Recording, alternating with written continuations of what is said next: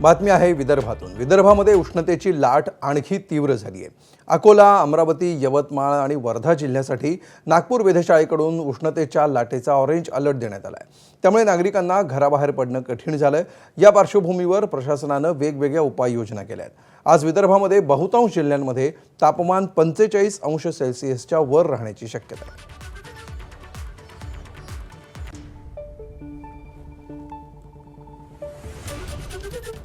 नागपूरकर होरपळून जात आहे अशा प्रकारचं दृश्य आपल्याला पाहायला मिळत आहे।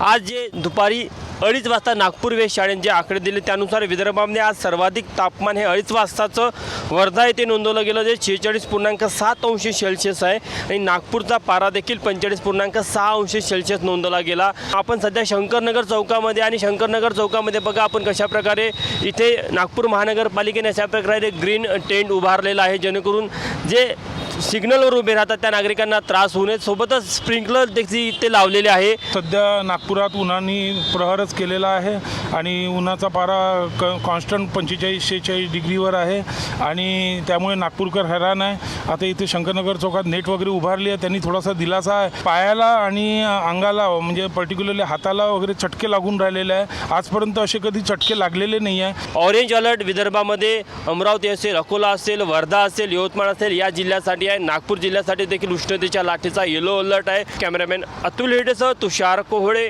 ABP माझा, नागपूर।